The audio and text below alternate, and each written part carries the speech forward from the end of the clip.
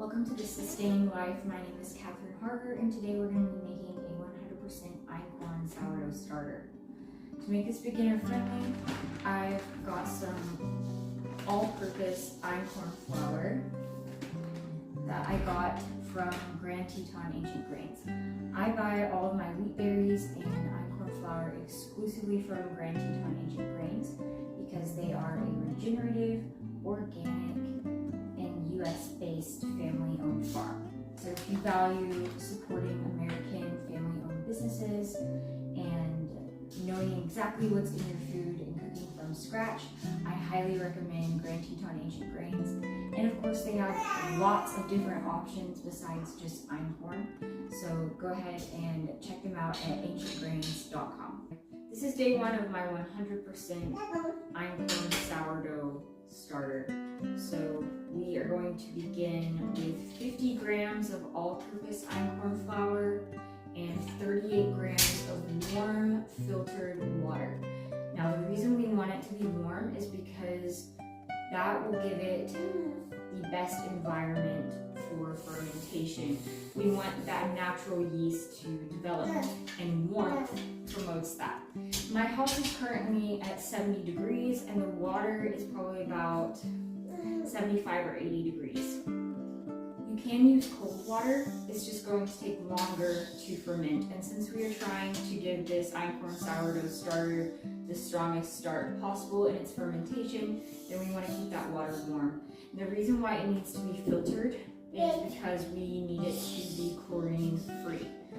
If you don't have a filter and you need to dechlorinate your water, I recommend putting it in a jar on the counter with a tea towel over it just to keep dust out of it, and then let it sit for about 48 hours to dechlorinate the water, and then that'll be usable for your sourdough starter. Just make sure that you have more water than is necessary to make the actual starter. That way, whatever evaporates isn't going to be into the amount you need when you're making your starter.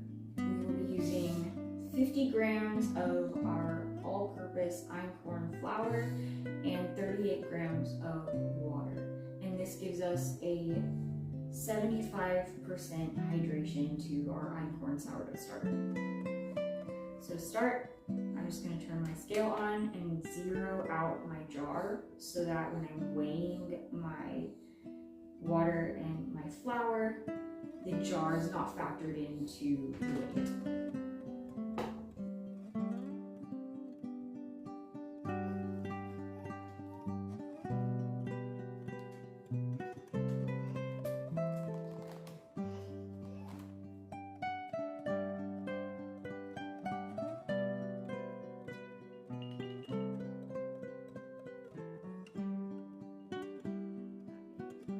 Grams of flour, and I'm going to zero that out, and we're going to add 38 grams of water. I'm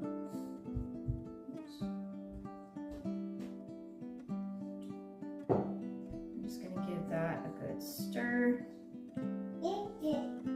just to incorporate it. As you can see, that is a very thick and pasty starter. And if you've got some dry spots, that's fine, because Einkorn is a very thirsty grain and it's going to soak it all up, and you don't want to overwork it. With that, I'm going to cover my jar. If you have a jar lid, just make sure not to screw it on all the way.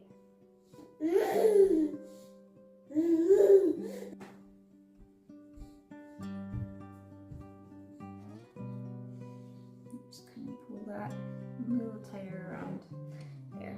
And that'll be nice and breathable for my starter. Day 2 of our 100% Einkorn sourdough starter challenge. So we are using 100% all-purpose Einkorn flour, and we've got our sourdough starter from yesterday, some warm water, our kitchen scale, and something to stir the starter with. Before we feed our starter, we're going to go ahead and check on it and get a good idea of what it looks like before we mix it and feed it. This is the sourdough starter. As you can see, we've got some tiny little bubbles forming, and it has not been stirred or fed yet. If yours doesn't have a lot of little bubbles, that's okay. Maybe it's just that your water was a little cooler and your house is a little cooler than mine, in which case it might just take a little bit longer to ferment, but you can still go ahead and feed it now. And let's take off the cover, or if in your case, a lid. You can see the top. So we can see that the top is a little bit dark, and that's just where some of the starter has dried, and there's also some active yeast forming there. We're just going to mix that in. We're not going to discard today. We're just going to feed our starter and keep all of that yeast in. We're going to do the same thing that we did yesterday. We're going to have 50 grams of flour and 38 grams of warm dechlorinated water, which is going to bring us to that 75% hydration, which is where we want to be. Okay, so with that, we're going to go ahead and turn on our scale and zero it out. We're going to go ahead and measure out 50 grams of flour. Don't forget to zero out your starter.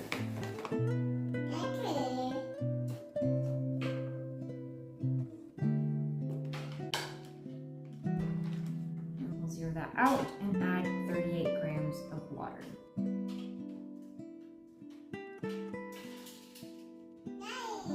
Do a little bit at a time so that you don't go over. Okay, 37 grams. I'm happy with that. That's good. And then we're just going to go ahead and give that a good stir, making sure to incorporate the starter from yesterday. You want to stir this in pretty good. Keep in mind though, the einkorn is a very thirsty grain. It's going to take a little bit of time for it to absorb all of the water that we just added, so don't add more. We want to keep it at 75% hydration. It's okay if not all of the flour is fully mixed in. And I'm scraping the sides of my jar here to try to keep all the starter together. If you get a silicone spatula, one of those thin, narrow ones, then this will be a lot easier and cleaner. So that's what my starter looks like right now. And I'm just gonna go ahead and scrape the spoon to get that starter back in the jar. I just got my cloth cover that I made from some scrap cotton fabric that I had. But if you are using a lid, make sure not to screw it on all the way, otherwise the air that your starter releases can build up and have nowhere to go, and then the glass can burst. Obviously, this isn't very likely at the beginning of the starter's life, but you certainly don't want to get into the habit of it because it could potentially happen once your starter is mature. And with that, we're just going to let it ferment like that on the counter for another day, and then we'll feed it tomorrow.